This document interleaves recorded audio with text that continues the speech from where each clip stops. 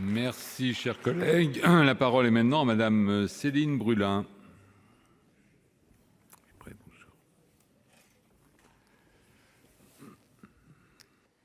Monsieur le président, monsieur le ministre, mes chers collègues, y compris après vous avoir écouté très attentivement, monsieur le ministre, je trouve toujours aussi curieux d'avoir nommé ce projet de loi pour une école de la confiance. Une école de la confiance conforterait le lien étroit, le lien de confiance précisément, entre la commune et l'école, ces deux piliers de la République auxquels nos concitoyens sont d'autant plus attachés qu'ils se sentent abandonnés, la plupart des services publics disparaissant dans bien de nos territoires. Or, vous tentez de briser ce lien, d'accélérer le regroupement, de créer des établissements XXL éloignés, avec des chefs d'établissement davantage missionnés pour gérer des moyens financiers et des ressources humaines que pour enseigner. Et nous nous réjouissons qu'à l'occasion de son passage en commission, ici au Sénat, votre projet se soit délesté des établissements publics des savoirs fondamentaux qui suscitent tant de méfiance de la part des parents d'élèves, des enseignants et des élus locaux.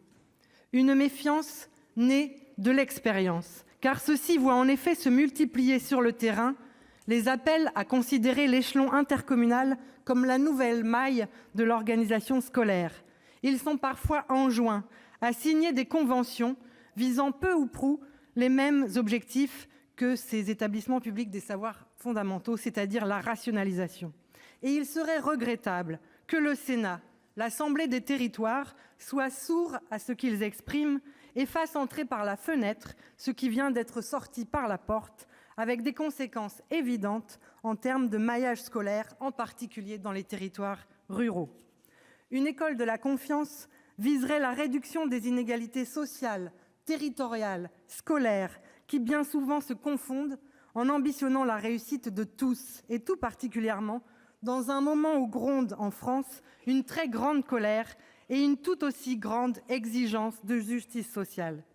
Or, la création des établissements publics locaux d'enseignement international, où seraient dispensés durant toute la scolarité des enseignements en français et en langue vivante, et dont le budget pourrait comprendre des fonds privés, nous semble clairement tourner le dos à cet objectif. Il en a malheureusement assez peu été question dans nos débats jusqu'à présent. Mais ceci contribue à entériner une école à deux vitesses, les enfants des cadres internationaux, des Brexiteurs par exemple, étant de fait mieux lotis que les élèves de la plupart de nos communes et de nos quartiers. Une école de la confiance accompagnerait les communes dans la mise en œuvre de l'instruction obligatoire à 3 ans pour en faire un élément de progrès partagé. Or, après avoir parfois connu des difficultés pour dédoubler les CP et les CE1 en REP et REP+, faute d'avoir été accompagnés financièrement dans un contexte budgétaire que chacun sait extrêmement tendu, les communes découvrent aujourd'hui que les conséquences de cette mesure ne seront pas totalement compensées, au point d'ailleurs de se demander si ce n'est pas un moyen d'affaiblir le service public, l'école privée en étant finalement la grande gagnante. Une école de la confiance pourrait en parallèle étendre la scolarisation obligatoire jusqu'à 18 ans, comme nous le proposions à travers un amendement qui, malheureusement, a été déclaré irrecevable. Ce serait une bien meilleure manière de lutter contre le décrochage que l'obligation de formation jusqu'à 18 ans, qui reste très vague dans le texte et qui est bien en deçà des enjeux et qui, comble, pourrait recouvrir la recherche d'emploi. Ce serait une mesure bien plus efficace à nos yeux. Une école de la confiance donnerait les moyens d'être enfin à la hauteur de la loi de 2005 en termes d'inclusion des enfants handicapés, en assurant la formation de leurs accompagnants, en les dotant d'un véritable statut et en leur garantissant un salaire décent afin de sécuriser et d'anticiper l'accueil de ces enfants. On sait combien les rentrées pour eux sont de plus en plus chaotiques.